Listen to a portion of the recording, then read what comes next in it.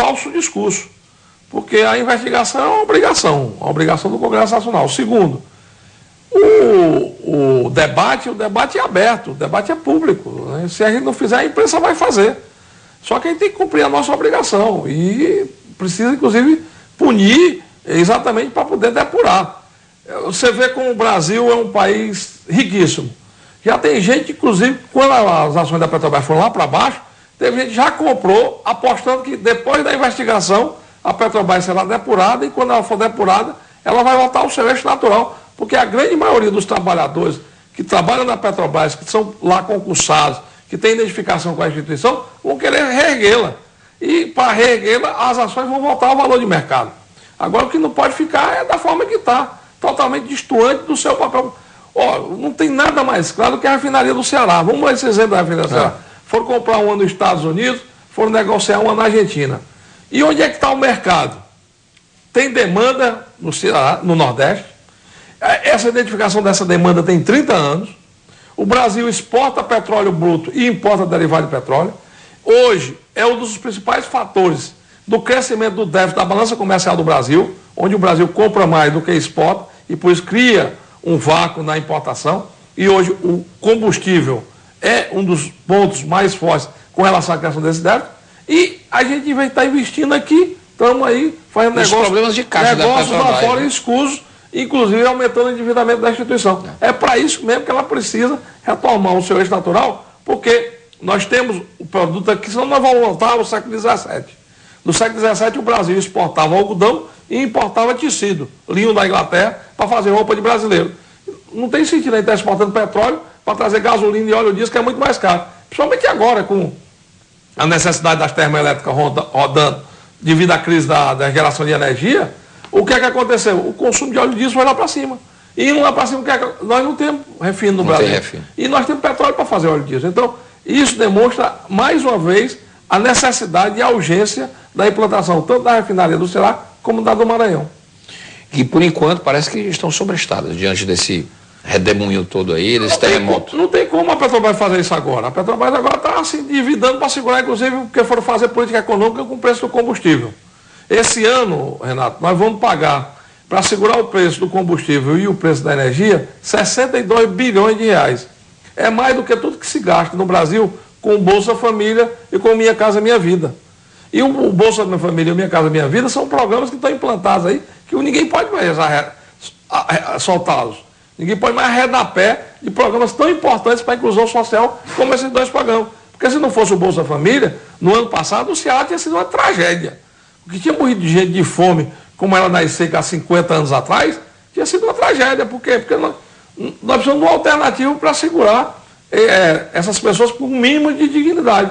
E aí o país resolveu fazer política econômica na política de preço de combustível e na tarifa de energia, e com isso nós estamos pagando um preço caro que não tem de onde tirar o dinheiro. Dinheiro não se inventa, né? Dinheiro não se fabrica sem ter uma correspondência exatamente com o crescimento do país. Aí o país para de crescer, você não pode aumentar a base monetária e dar no que dá. Agora a gente tem que partir para um ajuste fiscal que necessariamente será feito. Aí eleitoreiro é isso. Eleitoreiro é jogar o ajuste fiscal para depois da eleição. Isso é que é eleitoreiro. Então, quer dizer, eu acho que a investigação ela não é eleitoreira. Ela tem foco, ela é necessária e nós temos que zelar pelo patrimônio do povo brasileiro. Quem mais assinou, deputado, o pedido da CPMI que vai ser lida nesta terça-feira? O PMDB, o PT também assinou? Eu acho que todos os partidos do Congresso Nacional, tirando o PT e o PCdoB, acho que todos assinaram. O PT e o PCdoB não assinaram? Pelas informações que eu tenho, não. Não, mas os demais partidos assinaram? Quase todos. E alguns da base do governo, inclusive. Né? Não, a maioria. A maioria, tanto é que na votação do requerimento, na Câmara, o resultado foi de goleada. Deputado, o senhor falou aí que amanhã também, terça, vai ser lido, algumas matérias estão na pauta, como o veto, né, da presidente. Há uma polêmica. Derruba-se ou não derruba-se esse veto, ou já houve um novo acordo com o governo, com uma nova lei que parece que é mais rigorosa, que por ela, por exemplo, os 30 distritos do Ceará que estão em condições de serem emancipados, nenhum passaria nessa peneira. Inclusive eu fui indicado semana passada pelo presidente Henrique Eduardo Alves para ser o relator da PEC 165A.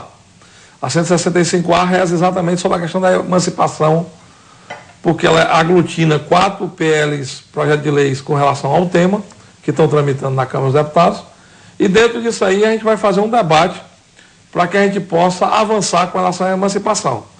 Tem o veto, é inadmissível esse veto, o Brasil precisa de municípios, as pessoas moram nos municípios, o que nós não podemos ter é 80% de tudo que se arrecada de imposto e tributo no Brasil, em Brasília. O que a gente precisa é pulverizar esses recursos. Porque aqui no Ceará mesmo, como aqui numa experiência assim, a rala, todos os distritos que viraram município nos últimos 30 anos, são os municípios mais novos do Ceará, a qualidade de vida do povo melhorou muito nesses municípios. Vou lá na minha Taguaçoca, onde nasceu meu pai. Taguaçoca hoje tem uma agência do Banco do Brasil. Quando é que a Taguaçoca, como distrito de Itapajé, ia ter um potencial econômico para isso? O Mirim, aqui pertinho, administrado pelo Zé da Marieta. O Mirim tem mais de 1.000 empregos hoje na indústria. Quando é que o Mirim, ainda como distrito de Uruburetama, ia ter um avanço de industrialização como esse? Esses distritos eles eram tratados à margem, e principalmente no período de seca, no atendimento direto a essas populações, né, na inclusão de cidadania. Você vai em todos eles, você vai ver melhor significativa. Eu tive semana passada em Itarema, cidade belíssima, à beira-mar, inclusive com turismo internacional, muito forte lá. Então, não tem sentido um país de dimensão continental como o Brasil não ter uma lei emancipatória. Os Estados Unidos não é nem 10% maior do que o Brasil, em área geográfica. Tem 23 mil municípios. A França é um pouco maior do que a Bahia, e no Pará cabem 2 Franças. A França tem mais de 11 mil municípios. Porque é no município que as pessoas residem, discutem os seus problemas. O inverso é a concentração de renda no governo federal. Nós temos que irrigar. Por isso é que a gente precisa discutir esse pacto federativo. Essa nova legislatura que vai entrar em 2015, e esse novo governo que vai entrar em 2015, ele tem que enfrentar esses problemas do Brasil com muita dedicação e segurança, porque esse acúmulo que nós estamos tendo no déficit fiscal, nessas questões federativas, isso vai ter um desdobramento muito forte a partir do ano que vem. E nós precisamos de uma política capaz de dar sustentabilidade, porque o Brasil precisa voltar a crescer. O Brasil não pode estar crescendo menos do que o Peru, do que a Colômbia, do que o Paraguai. O Paraguai deu um show agora, ano passado, de crescimento. E o Brasil hoje é um dos países que menos cresce na América do Sul. Talvez só esteja ganhando mesmo da Venezuela, porque lá está o caos. E nós não queremos ser uma Venezuela, nós não temos potencial para isso. Então eu acho que a gente precisa ter uma política clara com relação à retomada desses pontos e ter a coragem de fazer esse enfrentamento.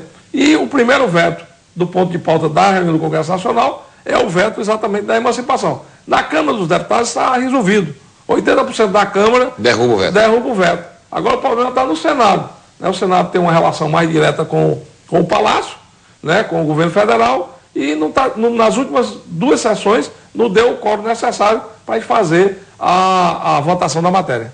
Esse novo projeto de lei não contemplaria, por exemplo, distritos aqui do Ceará?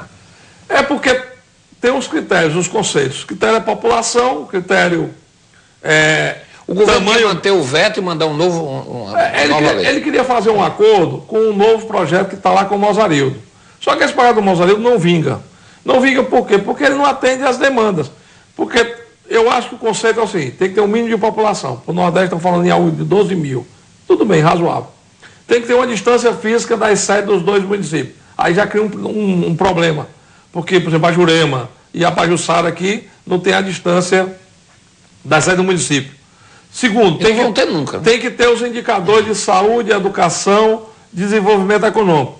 E o mais importante, tem que ser aprovado pela Assembleia Legislativa do seu Estado e tem que ter a consulta, o plebiscito, tanto do distrito que se emancipa, como do município que pede o distrito que vai ser emancipado, que é exatamente a aprovação por parte da população do município. Então, eu acho que tem que ter esses conceitos.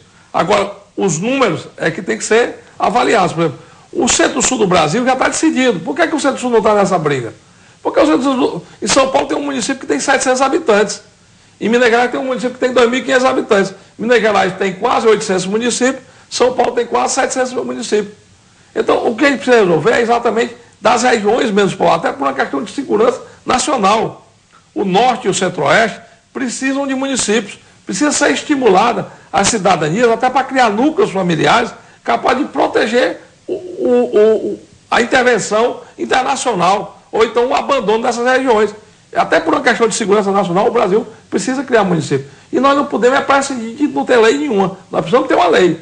E aí a gente vai tentar construir dentro do que foi mais consensual, como a gente sempre faz na Câmara. Foi assim que eu aprovei a medida provisória do Brasil maior para o Brasil competitivo. Foi assim que eu aprovei a medida provisória da EBSE, que criou a empresa de recursos humanos para os hospitais universitários. Foi assim que a gente votou a LDO ano passado. Conversando. Porque tinha muita gente, inclusive, que apostava que o Brasil não ia ter orçamento para 2014. Inclusive do próprio PT. Gente que queria deixar a votação para esse ano.